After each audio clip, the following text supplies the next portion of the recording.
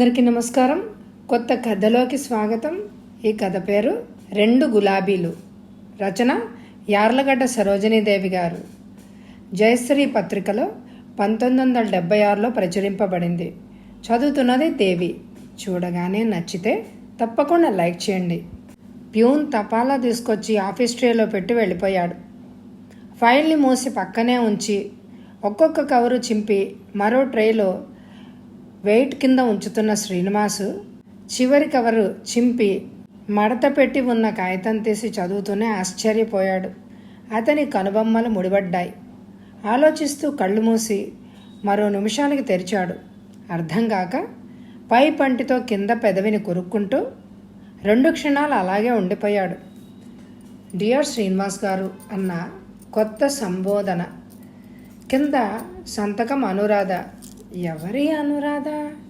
పర్సనల్గా ఆఫీస్ అడ్రస్కి ఉత్తరం రాయడానికి కారణం ఏమిటి?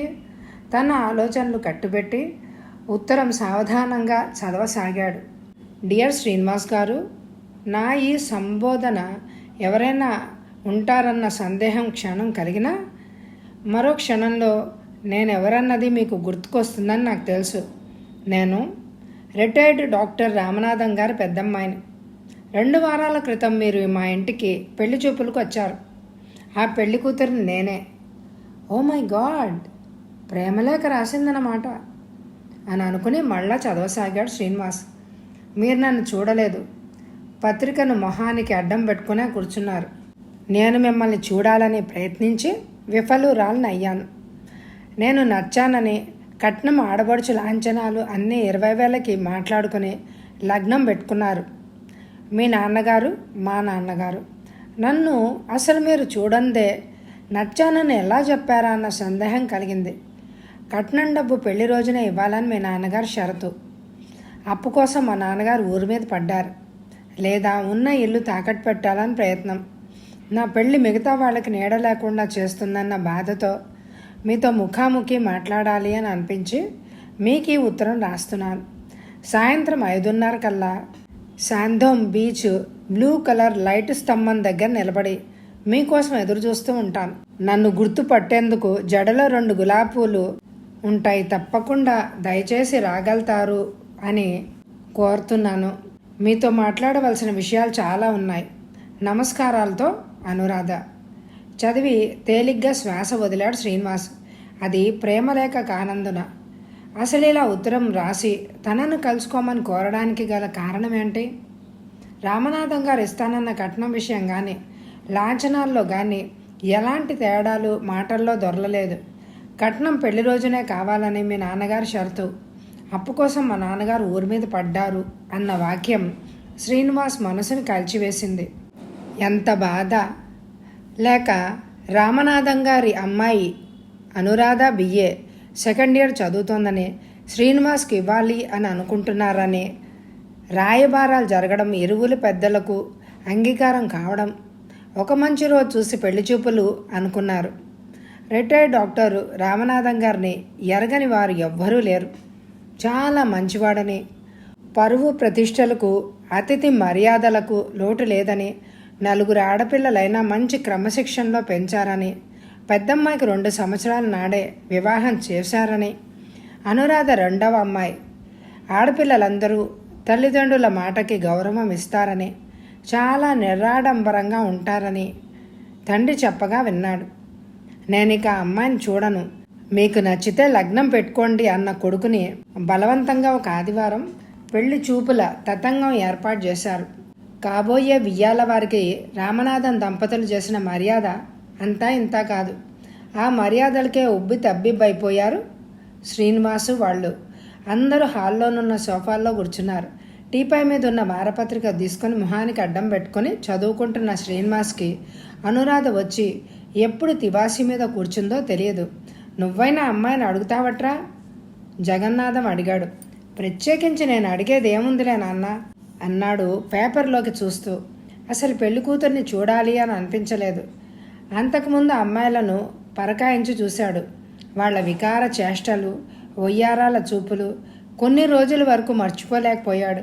ఇప్పుడు మరే వికార చేష్టలు చూడవలసి వస్తుందోనని పేపర్ మొహానికి అడ్డం పెట్టుకున్నాడు శ్రీనివాస్. ఎందుకైనా మంచిదని. అదంతా గమనిస్తున్న అనురాధకి నవ్వొచ్చింది. అతడు కూర్చున్న తీరు బట్టి భారీ విగ్రహం అని. అతను వేసుకున్న క్రీమ్ కలర్ ప్యాంట్కి వైట్ ఫుల్ హ్యాండ్ షర్ట్ని టక్ చేశాడు. నల్లని చెప్పుల్లో తెల్లని పాదాలు కొట్టొచ్చినట్టు కనిపిస్తున్నాయి. ఎంత ప్రయత్నించినా అతని మొహం చూసేందుకు వీలు అవలేదు అనురాధకి. జగన్నాథం గారు అడిగిన 2 ప్రశ్నలకు చక్కగా సమాధానాలు ఇచ్చింది. ఆ తర్వాత తనంతటి తానే లోపలికి వెళ్ళిపోయింది. మరో అరగంటకు అందరూ బయటకు వెళ్ళిపోయిన తర్వాత తొందరగా డ్రాయింగ్ రూమ్లోకి వచ్చి కిటికీలోంచి బయటకు చూసింది. అప్పటికి అతని వెనక వైపు కనిపించింది. ఆ నడకలోని టీవీ అనురాధని ఆకర్షించింది. పెళ్లి చూపులకు వచ్చిన మనిషి అమ్మాయిని చూడకుండా పేపర్ అడ్డం పెట్టుకున్నాడేమిటి అన్న సందేహం ఆడవాళ్లకు కలిగినా రామనాథం గారు ఆ విషయం గురించి అంతగా దీర్ఘంగా ఆలోచించలేదు. కుర్రవాడు అందమైనవాడు, బుద్ధిమంతుడు, మంచి ఉద్యోగంలో ఉన్నాడు. ఈ పెళ్ళైతే చాలు అనుకుంటున్నాడు. పెళ్లి చూపులు అంటేనే వచ్చిన పెళ్లి కొడుకు ఆ అమ్మాయిని కళ్ళతోనే నమిలి మింగేసేలాగా చూస్తారే, అలాంటిది ఇతను ఇదేమిటి, పైగా చదువుకుని ఉద్యోగం వెలగబడుతూ కూడా ఇలా చేశాడు. చాలా చిత్రమైన మనిషిలాగున్నాడే. అందుకు కారణమంటూ ఏమైనా ఉందా అన్న సంశయంతో 4 రోజులు అన్యమనస్కంగానే గడిపేసింది. అమ్మాయి మాకు నచ్చింది, నచ్చబట్టే 20,000 నుంచి 15,000కి ఇష్టపడ్డాం. పెళ్లి నాటికి 15,000 ఇస్తే లగ్నం పెట్టుకుందాం అంటూ జగన్నాథం మధ్యవర్తి ద్వారా రామనాథానికి కబురు చేశాడు. 15,000 ఎలాగైనా సమకూర్చలేకపోతానా అనుకున్న రామనాథం ఆ వారంలోనే లాంఛనాలు అవి మాట్లాడుకుని లగ్నం పెట్టుకోవడం అన్నీ వెంటనే జరిగిపోయాయి. లగ్నం అయితే పెట్టుకున్నారు, కానీ లగ్నానికి లాంఛనాలకి పెళ్లి ఖర్చులకు కలిపి 25,000 అవుతాయని అంచనా వేశాడు రామనాథం. అంత డబ్బు ఎలాగానో ఆలోచించసాగాడు. డబ్బు లభించలేదని మంచి సంబంధం వదులుకోవడం ఇష్టం లేకపోయింది. ఉన్న డబ్బుతో పెద్ద కూతురు లక్ష్మికి వివాహం చేసి అత్తారింటికి పంపాడు. పండగల పురుటికని మరో 4,000 అదనంగా అయ్యాయి. రెండో కూతురి పెళ్లికి ఎవరినైనా అప్పడగాలి, లేదా ఈ మేడనైనా తాకట్టు పెట్టైనా ఈ కార్యం కాస్త గట్టెక్కించాలి. ఇంత మంచి సంబంధం వదులుకుంటే మరి రాదన్న అభిప్రాయంతో 2 విధాలా ప్రయత్నాలు చేస్తున్నాడు. తల్లిదండ్రులు మాట్లాడుకునే మాటలు అడపాదడపా వింటూనే ఉంది అనురాధ. ఈ పెళ్ళి ఎలాంటి విఘ్నాలు లేకుండా జరపమని తల్లి దేవుణ్ణి ప్రార్థించడం కళ్ళారా చూసింది. ఈ ఇల్లు తాకట్టు పెడితే తల్లి తండ్రి చెల్లెళ్ళిద్దరూ అద్దె కొంపలో ఉంటారా? తండ్రికి మరో ఆదాయం లేదు తాకట్టు విడిపించడానికి. ఇల్లు ఉంది కాబట్టి తను పెళ్లి చేయగలరు. పెళ్లి చేసుకుని తన దారు తాను వెళ్ళిపోతే చెల్లాయిల భవిష్యత్తు ఎలాగా? ఏమిటి, ఎంఏ పాస్ అయి ఉద్యోగం చేస్తున్న శ్రీనివాసు కట్నం కొరకు ఆశపడతారా? అసలు ఈ వరకట్నాల వ్యవస్థ ఎందుకు ఏర్పడినట్టు? తనను తాను పోషించుకోలేని వాడికి కట్నం కావాలి. అలాంటప్పుడు శ్రీనివాసు కట్నం ఎందుకు వద్దంటాడు? డబ్బు చేదా ఏమిటి? తండ్రి రోజు బయట నుంచి నిరాశగా ఇంట్లోకి వస్తుంటే అనురాధకి ఎంతో బాధ అనిపించింది. తండ్రి పడే బాధను చూస్తుంటే తాను అసలు పెళ్లి చేసుకోనని BA కంప్లీట్ చేసి ఏదైనా ఉద్యోగం చేస్తానన్నా తల్లిదండ్రులు అంగీకరించడం తెలుసు. తన పెళ్లి కోసం నిలవ నీడ లేకుండా తల్లిదండ్రులకు చేయడం అనురాధకు సుతరాము ఇష్టం లేదు. ఈ పెళ్లి ఆప్ చేయడానికి తన వైపు నుంచి కంటే ఆ వైపు నుంచి సాధించాలి అని అనుకుంది. ఆ ఉద్దేశంతోనే ధైర్యం చేసి శ్రీనివాస్కి ఉత్తరం రాసి పోస్ట్ చేసిన తర్వాత అనురాధ మనసు ప్రశాంతత పొందింది. స్కూటర్ పేవ్మెంట్ పక్కగా ఆప్ చేసి లాక్ చేసి అటు ఇటు చూస్తూ నెమ్మదిగా నడవసాగాడు శ్రీనివాస్. అప్పటికి చాలామంది బీచ్ని ఆక్రమించారు. మురుకులు, వేరుశనగలు అమ్మేవాళ్ళు, బెలూన్లు, బఠానీలు అమ్మే కుర్రవాళ్ళు అరుపులు వింటూ బ్లూ కలర్ లైట్ స్తంభం ఎక్కడ ఉందో చూసుకుంటూ నడుస్తున్నాడు. ఎవరి తల్లోనైనా గులాబీ పువ్వులుంటే అనురాధ అయి ఉంటుందేమోనని పరకాయించి చూసేవాడు. గులాబీలతో పాటు సన్నజాజులు కూడా ఉండేవి. అనురాధ రాసింది 2 గులాబీ పూలు అని. సాయంత్రం అయ్యేసరికి ఆఫీస్లో అలసిన ఆడ మగ వంటిళ్లలో మగ్గే గృహిణులు కూడా సేద తీరడం కోసం బీచ్కి వస్తారు. ఆ మహాజనంలో అనురాధ ఎక్కడ కూర్చుని ఉంటుందో, బ్లూ లైట్ ఎక్కడో అని పై వంక చూస్తూ నడుస్తున్నాడు. బ్లూ కలర్ లైట్స్ అక్కడక్కడ ఉన్నాయి. ఏ లైట్ కింద ఉంటుందని చూడడం, ఒంటరిగా కూర్చుని ఉన్న ఆడవాళ్లను పరిశీలనగా చూస్తూ ముందుకు నడవసాగాడు.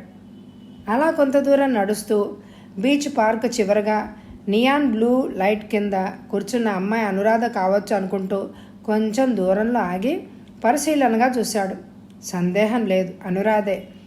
జడలో 2 గులాబీ పూలు జంటగా పాయదీసి ఒకటి అటు మరొకటి ఇటు పెట్టుకొని ఉంది. పుస్తకాలు కింద పెట్టుకుని వాటి మీద ఎకనామిక్స్ పెట్టుకుని తల వంచుకొని చదువుకుంటోంది. ఏమని పలకరించాలో అర్థం కావడం లేదు శ్రీనివాస్కి. ఇంకా రాలేదేమోనని వాచి చూసుకుంటూ తలెత్తి చూసింది. ప్యాంటు జేబులో చేతులుంచుకొని టీవీగా నిలబడి తన వంకకి చూడడంతో తడబడి తల వంచుకుంది. అవునా కాదా అని అతని పాదాల వంక చూసింది. నల్లని చెప్పుల్లో తెల్లని పాదాలు. ఈ పాదాలనే ఆనాడు తాను చూసింది. అతనే శ్రీనివాస్. తొందరగా లేవబోతున్న అనురాధను చూసి చిన్నగా నవ్వుతూ దగ్గరకొచ్చి వారించాడు. నమస్తే అన్నాడు చేతులు జోడించి. నమస్కారం. ప్రతి నమస్కారం చేస్తూనే విస్తుపోయింది అతని వినయానికి. తనను కలుసుకోమని ఉత్తరం అయితే రాసింది, కానీ తీరా శ్రీనివాస్ వచ్చాక ఏ విధంగా తను చెప్పదలుచుకున్నది చెప్పడం అన్న ఆలోచనలో పడింది. నిలబడిపోయారే, కూర్చోండి అన్నాడు శ్రీనివాస్ చొరవగా. అతను ఆశ్చర్యపోతున్నాడు. ఇంత అందమైన అమ్మాయిని పెళ్లి చూపులకు వచ్చి కూడా కన్నెత్తి చూడలేనందుకు. ఆ కళ్ళల్లో ఎంత ఆకర్షణ! కుడిపక్కగా గడ్డం మధ్యలో బ్యూటీ స్పాట్ లాగా నల్లని పుట్టుమచ్చ, ఫుల్ వాయిల్ చీర, పాదాలు కూడా కనిపించకుండా చీర కట్టిన తీరు, విశాలమైన నుదురు, మధ్యగా ఎర్రటి తెలకం బొట్టు, తలంటు పోసుకున్న జుట్టు, గాలికి ముఖాన్ని కప్పేస్తుంటే ఎడం చేత్తో అలవోకగా పైకి తోసుకుంటున్న ఆ దృశ్యం శ్రీనివాసు మనసుని చెరగని ముద్ర వేసింది. తన వంక ఇలా కళ్ళతోనే నమిలి మింగేసేటట్టు చూస్తున్న అతని చూపులు అనురాధకి చిరాకు అనిపించాయి. తానే స్వతంత్రం చేసి ఉత్తరం రాశానన్న తేలిక భావం కాదు కదా అని అనుకుంది. కూర్చోండి మళ్ళా అన్నాడు శ్రీనివాస్ తన చూపులు మళ్లించుకొని. అని దూరంగా ఉన్న సముద్రం వంక చూస్తూ రమ్మనమని ఎన్నో విషయాలు మాట్లాడాలని రాసిన అనురాధ మౌనం వహించడం సిగ్గుపడ్డట్టుగా భావించాడు శ్రీనివాస్. మీరు రాసిన ఉత్తరం అందింది. ఏం మాట్లాడాలో తెలియక ఉత్తరం సంగతి ప్రస్తావన ఎత్తాడు. మీరు వచ్చినందుకు చాలా సంతోషం నిలబడే అంది. అంతేనా? ఇంకేమైనా విశేషం ఉందా? ఉంది అనాలనుకుని సిగ్గుతో అనలేకపోయింది అనురాధ. మీరెంత చనువుగా ఉంటారని, చదువుకున్న అమ్మాయిలకి చొరవ ధైర్యం ఎక్కువని మీ ఉత్తరం చదివి అనుకున్నాను. నేను అలా అనుకోవడం పొరపాటని ఇప్పుడు అనుకుంటున్నాను. అబ్బే అదేం కాదండి తడబడింది. మరేంటండి? చిన్నగా నవ్వాడు శ్రీనివాస్. దయచేసి నన్ను అండి అని పిలవకండి, పేరు పెట్టి పిలిస్తే నేను సంతోషిస్తాను తల వంచుకొని జవాబిచ్చింది. మన మధ్య ఇంకా దూరం ఉంది కాబట్టి గౌరవించడం నా ధర్మం. శ్రీనివాస్ మాట పొందిక, సంస్కారం ఉట్టిపడే అతని బహువచనం తీరు అనురాధను ముగ్ధురాల్ని చేసింది. అతన్ని చూడాలనిపించినా సూటిగా చూడలేకపోతుంది. చూస్తే ఏమనుకుంటాడోనని ఆ దూరం శాశ్వతంగానే దూరం కావాలని కోరుతున్నాను. అనురాధ, ఏంటి మీరు అంటుంది? మన వివాహం పట్టుమని 2 దినాలు కూడా లేదు. ఏంటి ఈ అపశకనం మాటలు? ఆశ్చర్యపోతూ అన్నాడు శ్రీనివాస్. అపశకనం మాటలు కాదండి, మనస్ఫూర్తిగా అంటున్న మాటలు. ఈ పెళ్ళి ఆపమని మా నాన్నగారితో చెప్పినా వినడం లేదు. దయచేసి మీకు ఈ పెళ్ళి ఇష్టం లేదని చెప్పి మీ వైపు నుంచి అంగీకారం రావాలి. ఆ పని మీరే చేయొచ్చుగా. అర్థం కాక అడిగాడు. నా బాధను అర్థం చేసుకునేది ఎవరండి? మీరెవరినైనా ప్రేమించారా? శ్రీనివాస్ గారు క్రోధ పూర్ణిత నేత్రాలతో అతని వంక చూసింది. తన తొందరకు బాధపడి మరలా అంది. క్షమించండి, ఎవరినైనా ప్రేమించారా అన్న మీ ప్రశ్న అమితమైన కోపం వచ్చింది. అలాంటి పనులు మా ఇంట వంట లేవు. తానై వచ్చిన ఆడదాన్ని చులకం చేయడం మీ మగవాళ్ళకి పరిపాటి. కారణం ఇది అని చెప్పకుండా ఆగ్రహపడితే నేను మరొక విధంగా ఊహించుకునే అవకాశం మీరే ఇస్తున్నారు. శాంతంగానే అన్నాడు. ఎలా చెప్పేది? తనలో తానే గొణుక్కుంది. చల్లకొచ్చి ముంత దాచడం ఏమిటనిపించినా ఏమనుకుంటాడో తీరా విన్నాక. అప్పుడు అలా రాసిందే కానీ ఎదుటిపడి చెప్పాలంటే అభిమానం అడ్డొస్తోంది.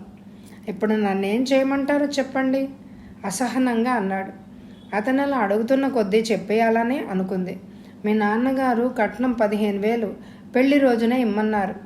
మీ సంబంధం పోగొట్టుకోలేక ఎక్కడ అప్పు దొరక్క ఉంటున్న మా మేడను తాకట్టు పెట్టి డబ్బు సమకూర్చాలని మా నాన్నగారి ప్రయత్నం. నాకింకా 2 చెల్లెళ్ళు ఉన్నారు. నాన్నగారు రిటైర్ అయిపోయారు. తాకట్టు ఎలా విడిపించగలరు? మా అక్క పెళ్ళికి, బావగారి గొంతమ్మ కోరికలకి బ్యాంక్ బ్యాలెన్సులు 4 ఎకరాల సుక్షేత్రమైన భూమి అయిపోయాయి. నా పెళ్లితో ఉంటున్న ఇల్లు మార్వాడికి అంకితం అయిపోతోంది. నిల్వ నీడ కూడా దొరకదప్పుడు. ఈ 1 సంవత్సరం ఆగితే చేతికి డిగ్రీ వస్తుంది. ఆర్థికంగా కొద్దిపాటి నిలదొక్కుకోవచ్చు అని అంటే మా నాన్నగారు ఈ పెళ్లి జరగాల్సిందే అని అంటున్నారు. ఎందుకంత హడావిడి? అర్థం కాక అడిగాడు. సరుకు మంచిదని తెలిసి బేరం చేసి డబ్బు లేదని వదులుకోలేక అప్పో సొప్పో చేసి కొనుక్కోవాలనుకోవడం సహజం. అందుకు ఏదో ఒక మార్గం అనుసరించాలి కదండి. అయితే నేను ఒక నాణ్యమైన సరుకునేనని గ్యారంటీ ఇచ్చాను. ISI ముద్రలాగా. పర్వాలేదిక. కొంటతనం తొంగి చూసింది శ్రీనివాస్ మాటల్లో. అనురాధ తల లజ్జాభారంతో మరింత వంగిపోయింది.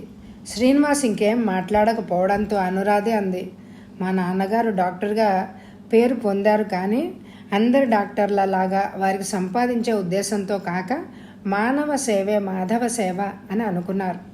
కారణం వారికి పేదలంటే ఉండే గౌరవాభిమానాలు. అలాగే రిటైర్ కూడా అయిపోయారు. ఆఖరికి సొంత ప్రాక్టీస్ పెట్టుకొని తాహతకు మెంచకుండా లేకుండా చూసుకున్నారు. నా పెళ్ళి అయిపోతే నా తర్వాత 4 సంగతి ఆలోచించాల్సిన బాధ్యత నాకుంది. ఈ పెళ్ళి ప్రస్తుతం ఆగిపోతే చాలు మీ వైపు నుంచి సాధించుకోవాలన్న ఉద్దేశంతో సాహసించి మీకు ఆ ఉత్తరం రాశాను. శ్రీనివాస్ ఆలోచనలో పడ్డాడు. ఎప్పుడూ నిండుగా నవ్వుతుండే రామనాథం గారి వెనక ఎన్ని బరువులు బాధ్యతలు ఉన్నాయి అన్నమాట. అనురాధ చాలా దూరం ఆలోచించి అంటుంది. కానీ శ్రీనివాస్ మాట్లాడలేకపోవడంతో అనురాధ మళ్ళా అంది, మీకే ఈ పెళ్ళి ఇష్టం లేదని చెప్పండి. మా ఇల్లు తాకట్టు పెట్టడం విరమించుతారు. ఈ సంవత్సరం ఎలాగో పాటుపడి BA పూర్తి చేసి ఏదైనా ఉద్యోగం చేసి నాన్నగారితో పాటు కుటుంబ భారాన్ని నేను వహించి వారి బాధలు నేను పాల్పంచుకుంటాను. అలాంటి అవకాశం నాకు కల్పించండి. లగ్నం పెట్టుకున్న తర్వాత కాదంటే మీ నాన్నగారు చాలా బాధపడతారు. నలుగురిలో తలెత్తుకొని తిరగలేరు. నీవిప్పుడు పడే బాధ వారి అవమానం ముందు ఏమంత ఎక్కువైనదే కాదు. మీరు చేస్తానన్న సహాయం వివాహం అయిన తర్వాత మీ కుటుంబానికి చేయొచ్చుగా అన్నాడు. అనురాధ తల అడ్డంగా తిప్పింది. మా అక్క కూడా ఇలాగే అనుకుంది. మా బావ దృష్టి నాన్నగారి నుంచి ఒడుక్కోవడం తప్పితే సహాయపడే ఉద్దేశం లేకపోయింది. పెళ్లికి ముందు అన్న మాటలు ఆ తర్వాత ఉండవు. అయితే మీరు చాలా ఆలోచించే ఉన్నారన్నమాట. ఏం చేయమంటారు? నాన్నగారు పడే బాధ చూడలేకపోతున్నాను. డబ్బు కోసమని ఈ వివాహం ఆపు చేయడం అనేది ఎలాగా? మా నాన్నగారు ముందే కర్ర పట్టుకొని యుద్ధానికి లేస్తారు. అసలు ఏం కారణం చెప్తే సమంజసంగా ఉంటుంది? నన్ను చెప్పమంటారా? చెప్పండి. మీ అమ్మాయి ప్రవర్తన బాగాలేదని తెలిసింది. ఈ పెళ్ళి నేను రద్దు చేసుకుంటున్నాను అని మా నాన్నగారు కబురు చేయండి. అనురాధ అదిరిపడ్డాడు శ్రీనివాస్. మళ్ళా అన్నాడు, నిప్పులాంటి మా వంశం మీద మీ మీద లేనిపోని నిందలు వేసిన పాపానికి ఒడిగట్టమంటారా? అలాంటి తప్పు నేను ఎప్పటికీ చేయను. అది నా వల్ల కాదు. ఈ లగ్నానికే మన పెళ్లి జరిగిపోవాల్సిందే. అసంభవం పెద్దగా అంది. మీ బాధ నాకు అర్థమైంది, కానీ నేనంత ఆత్మ ద్రోహానికి ఒడిగట్టలేను. మీరు అసంభవం అనుకున్నది సంభవంగా జరగక తప్పదు. నా వివాహం జరగాలని మా నాన్నగారు ఇప్పటికి ఎన్ని సంబంధాలు చూశారో. కొన్ని నాకు నచ్చక, మరికొన్ని మా నాన్నగారికి నచ్చక ఇలా 2 సంవత్సరాలు గడిచిపోయాయి. మీ నాన్నగారు కబురు చేసేసరికి మా నాన్నగారికి ఏనుగెక్కినంత గొప్ప బలం వచ్చేసింది.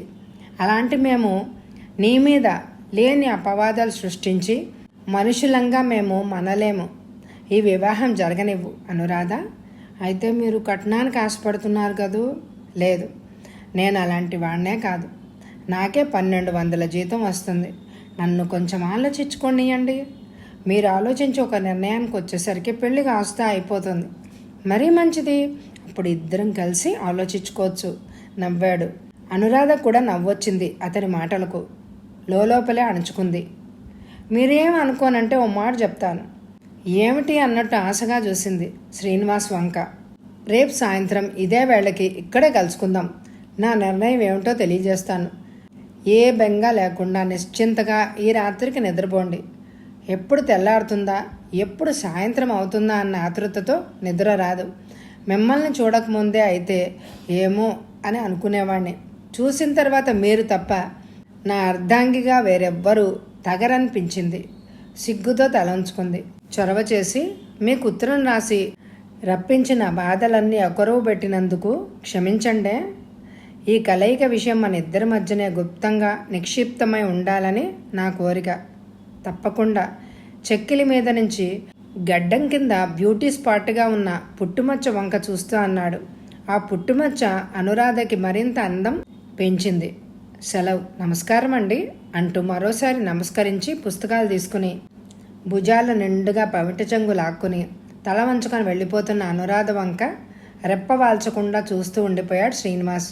వయసుతో పాటు ఆర్థిక ఇబ్బందులు, మంచి చెడు గురించి దూరంగా ఆలోచించగల శక్తి ఆడపిల్లలకే ఉంది. ఇలాంటి పరిస్థితులు ఎదురవుతాయని తనకు అసలు తెలియదు. ఎంత నేర్పుగా అంచనా వేసిందో. కుటుంబ క్షేమం కోసం తన మీద నెపం వేసుకోవడానికి కూడా జంకని ఆమె ఆత్మస్థైర్యానికి ఆశ్చర్యపోయాడు. లెక్చరర్ పాఠం చెప్తున్న అనురాధ దృష్టి పాఠం మీద లేదు.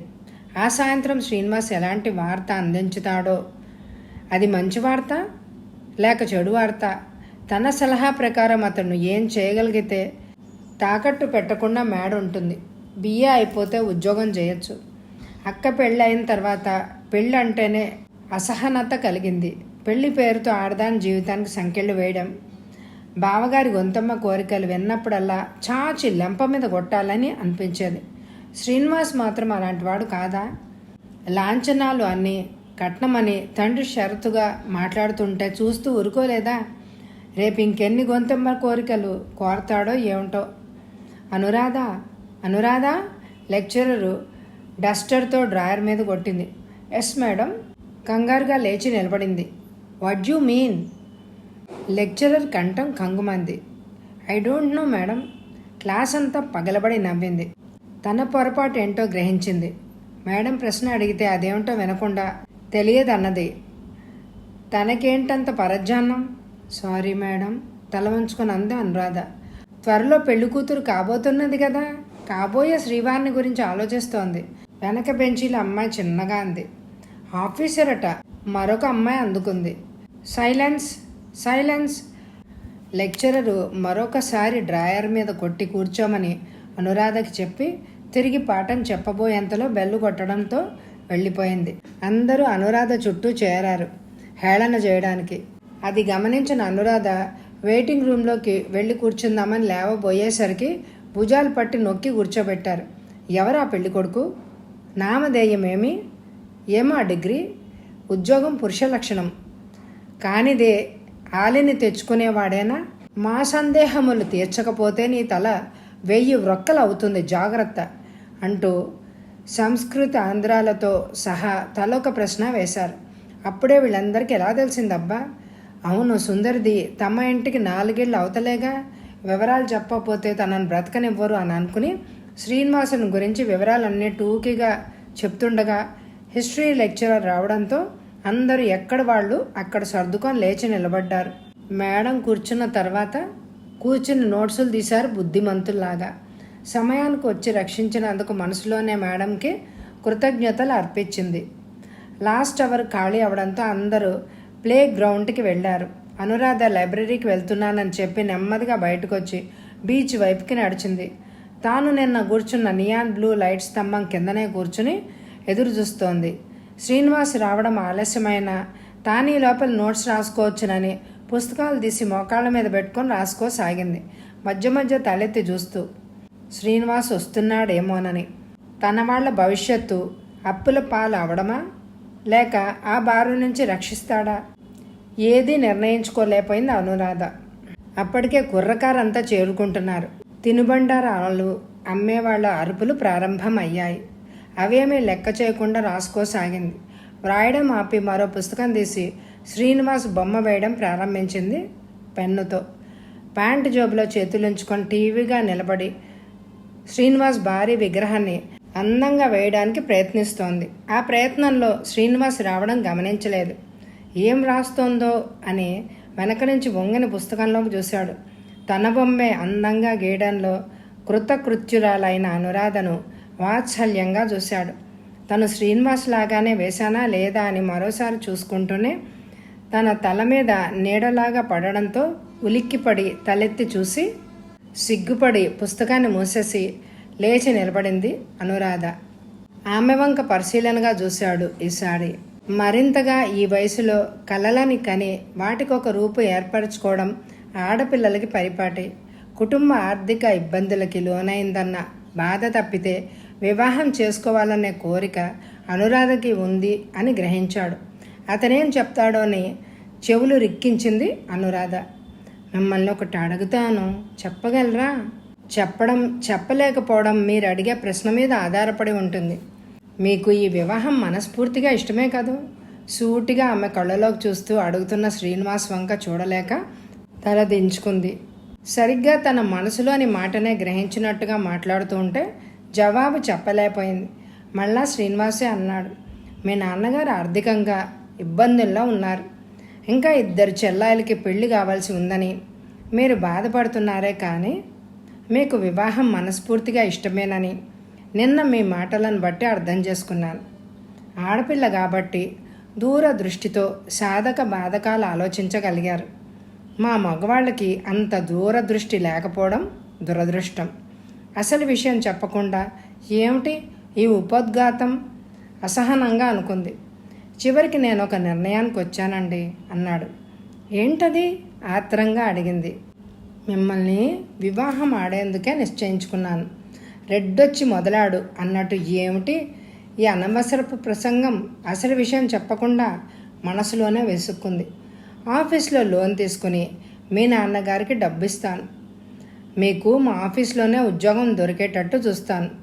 నైట్ కాలేజీలో చేరి BA కంప్లీట్ చేదురు కానీ అప్పు తీసుకున్న డబ్బు కొంచెం కొంచెంగా సర్దుబాటు జీతాల మీద చేసుకుని ఎలాంటి గొడవలు లేకుండా చేసుకుందాం. ఈ విషయం నలుగురికి తెలియడం అంత మంచిది కాదు. మన జాగ్రత్తలో మనం ఉండి అన్నీ చక్కబరుచుకోవడం మన విధి. ఆశ్చర్య విప్పారిత నేత్రాలతో అతని వంక చూసింది. తాను ఇలాంటి మాట వింటానని కల్లో కూడా అనుకోలేదు. శ్రీనివాస్ ఆమె కళ్ళకి దేవుళ్లాగే కనిపించాడు ఆ సమయంలో. తండ్రి అల్లుడి దగ్గర నుంచి డబ్బు స్వీకరిస్తాడా? ఆ విషయమే శ్రీనివాస్ని అడిగింది. అన్ని విషయాలు మీ నాన్నగారితో మాట్లాడాను. వారిని ఒప్పించేసరికి చాలా కష్టమైంది. కట్నం అడగడంలో మా నాన్నగారిది తప్పులేదు. కొడుకులను కన్న తల్లిదండ్రులు వాళ్ళ మీద ఎన్నో ఆశలు పెట్టుకుంటారు. డబ్బుగా వాళ్ళ విలువను కూడా అంచనా వేసుకుని ఆ నిర్ణయాన్ని మార్చుకోలేరు. కట్నాలతో మేడలు మిద్దెలు కట్టలేకపోయినా సంఘంలో తమ పలుకుబడిని పెంచుకోవాలంటే కట్నం ఒక ఆయుధం. కట్నం తీసుకోకుండా కొడుక్కి పెళ్లి చేయడం అంటే నామర్దాగా భావించే వాళ్లలో మా నాన్నగారు కూడా ఒకరు. ఇందులో ఎవరి ఉద్దేశాలను తప్పుపట్టడానికి వీల్లేదు. మీ నాన్నగారిని అవమానించాలని కానీ అనుకోలేదు. మీ దూరదృష్టి చొరవ నన్ను ఆకర్షించాయి. అందుకే ఈ నిర్ణయం తీసుకున్నాను. మరి మీ నాన్నగారికి తెలిస్తే ప్రమాదం కదా? జాగ్రత్త పడతాను. ఈ విషయం వారి దాకా రాదనే నా నమ్మకం. వస్తుందేమో అని అనిపించిన రోజున ట్రాన్స్ఫర్ చేయించుకుందాం. అల్లరి పడే కంటే అదే మెరుగు కదా. పెళ్ళైన వెంటనే ఉద్యోగానికి పంపుతున్నందుకు నన్ను క్షమించు. మిమ్మల్ని క్షమించడమా? ఎంత మాట! ఆ మాటకొస్తే మీరే నన్ను క్షమించాలి. నా కోసం మీరింత త్యాగం చేస్తున్నందుకు మీకు ఎలా కృతజ్ఞత? మధ్యలోనే శ్రీనివాసు అందుకున్నాడు. ఇది కృతజ్ఞత కాదు, ప్రేమ అంటారు. మనిద్దరి మధ్య కృతజ్ఞతలకి తావే లేదసలు. ఈ అప్పు తీర్చవలసిన భారం సగభాగం మీ మీద కూడా ఉంది కాబట్టి చదువుకున్న ఆడపిల్ల ఆర్థికంగా నిలదొక్కునేందుకు ప్రయత్నించాలి కానీ పరువు మర్యాద అంటూ ఇంట్లోనే కూర్చోవడం నాకు ఇష్టం లేని పనుల్లో మొదటిది. మగవాడితో పాటు ఆడది కూడా తన కాళ్ళ మీద తాను ఆర్థికంగా పరమార్థికంగా నిలబడగలగాలి. అప్పుడే ఇలాంటి ఛాందస భావాలు అడుగంటే అవకాశాలు ఉన్నాయి. ఇలా ప్రతి ఆడపిల్ల ధైర్యంతో ముందుకు అడుగు వేయగలిగిన నాడే ఏ సమస్య అయినా తేలిగ్గా పరిష్కరించుకోగలుగుతారు. మగవాడి మీదనే పడి ఆధారపడాల్సిన అగత్యం స్త్రీలకు ఉండదు. మీలాంటి వారు 100కి ఏ 10 మంది ఉన్నా మన సాంఘిక వ్యవస్థలో మార్పు ఎప్పుడో వచ్చేది. కానీ మీరు దేవుడు లాంటి వారు. నాకు పొగడతలంటే ఇష్టం ఉండదు అనురాధ గారు. పెళ్లి చూపులకు వచ్చినప్పుడు కన్నెత్తి చూడలేదు. చదువుకున్న ఆడపిల్లలు కృత్రిమమైన అలంకరణలతో ఎదుటి వాళ్ళని ఆకర్షించుకోవాలి అని అనుకోవడం, ఎన్ని వికృత మార్గాలు అవలంబించాలో కళ్ళారా చూసి మీరు కూడా అలాగే చేస్తారేమోనన్న అసహన భావంతో పుస్తకం అడ్డం పెట్టుకొని కూర్చున్నాను. మిమ్మల్ని తొలిసారిగా చూసినప్పుడు నా అంచనా తప్పైంది. చదువుతో పాటు ఆడపిల్లలకి అనుకువ చాలా అవసరం కూడాను. శ్రీనివాస్ భావాలను ముగ్ధురాలై వింటోంది అనురాధ. అతని వంక చూడాలంటేనే సిగ్గుగా ఉంది. ఈ పెళ్లి తప్పిపోతేనే బాగుండునని రాత్రంతా అనుకుంది. ఇప్పుడు ఆ సంబంధం మరింత గట్టిగా బిగుసుకుపోవడం, మాటలే లేనట్టు మౌనం వహించింది. వాళ్ళిద్దరి మధ్య బ్లూ లైట్ వెలగడంతో ఉలిక్కిపడ్డారు ఇద్దరూను. చాలా టైం అయిందని ఒకరి మొహాలు ఒకరు క్షణం చూసి నవ్వుకున్నారు. నిన్న మాట్లాడినంత ధైర్యంగా చనువుగా ఇప్పుడు మాట్లాడలేకపోతోంది సిగ్గు వల్ల. శ్రీనివాస్ ఆమెకిప్పుడు పెళ్లి కొడుకు లాగానే కనిపిస్తున్నాడు. బీచ్లో జనం ఎవరి దారి వారే అన్నట్లుగా ఉన్నారు. మరొకరి సంగతి పట్టించుకునే తీరిక ఎవరికి ఉండదు. శ్రీనివాసు ముని వేలితో అనురాధ గడ్డం పైకెత్తి పెట్టి పుట్టుమచ్చ వంక చూస్తూనే చటుక్కున ఆమె 2 పెదాల మీద ముద్దు పెట్టేసుకున్నాడు. అనుకోని హఠాత్ పరిణామానికి విస్తుపోయి ఆ తర్వాత తేలికగా హాయిగా నవ్వుకుంది. అనుకున్న లగ్నానికి అనురాధ శ్రీనివాసుల వివాహం బంధుమిత్రుల సమక్షంలో ఎటువంటి లోటు లేకుండా జరిగిపోయింది. సప్తపది అవుతుండగానే వియ్యంకుడికి 15,000 రూపాయలు లెక్కపెట్టి ఇచ్చిన రామనాథం గారికి చేతులు వణికాయి. గుండెల్లో బరువు, కళ్ళు చెమర్చాయి. నోట మాట పెక్కలేదు. మీ డబ్బులు మీకే ఇస్తున్నాను అన్న భావం ఆయన మనసులో కదలాడుతూనే ఉంది. రామనాథం గారు పడుతున్న బాధను మరో రకంగా అర్థం చేసుకున్నాడు జగన్నాథం. మీరేం బాధపడకండి. మీ అమ్మాయి ఒకటి, మా అమ్మాయి ఒకటినా జాగ్రత్తగా చూసుకుంటాం. మా శ్రీనివాస్ కూడా అభ్యుదయ భావాలు కలవాడే. మీ అమ్మాయికి ఎలాంటి కష్టం కలగనివ్వడు అన్నాడు. నిజమే, అభ్యుదయ భావాలు కలవాడు కాబట్టే తన బాధను అర్థం చేసుకుని ఏ అల్లుడు కొడుకు చేయలేనంత త్యాగం చేశాడు. అంతకంటే గొప్ప విషయం ఏముంది అసలు? శ్రీనివాస్ అన్న మాటలు గుర్తుకు రాగానే కృతజ్ఞతతో రామనాథం గారి మనసు నిండిపోయింది. బంధువులంతా వెళ్ళిపోయారు. శ్రీనివాస్ ఆఫీసు, అనురాధ కాలేజీ మానలేదు. ఆ మరో రోజు నుంచి 3 నిద్రలు అనే ఛాందస భావాలకి స్వస్తి చెప్పాడు శ్రీనివాస్. ఆ సాయంత్రం ఆఫీస్ నుంచి వస్తూనే తనకిష్టమైన గులాబీలను కొనుక్కుని జోబులో వేసుకుని మామగారి ఇంటికి వచ్చాడు. అతన్ని చూస్తూనే సిగ్గుల మొగ్గలైపోయింది Anuradha.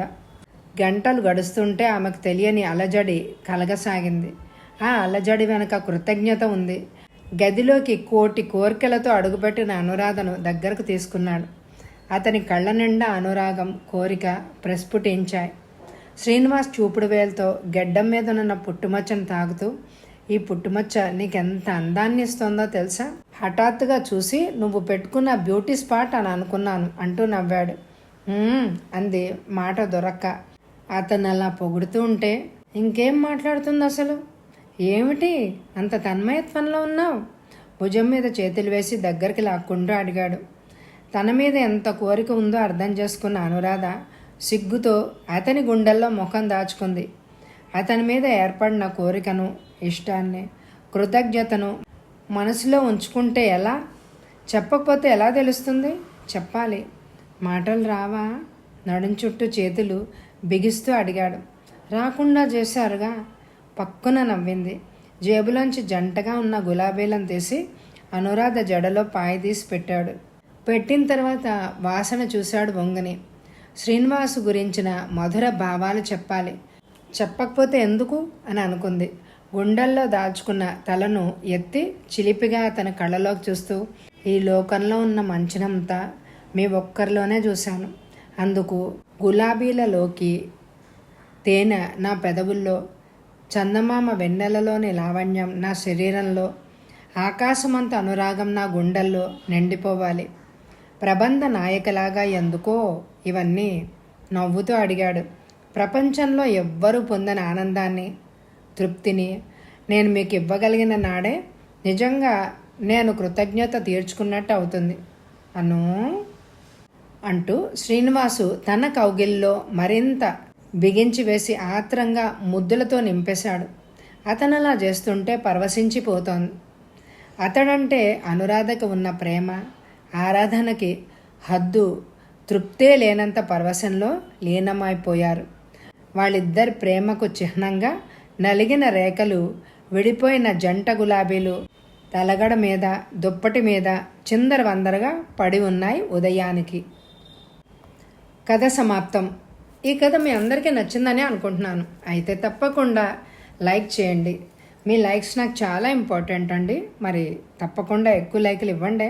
Thank you very much my dear friends.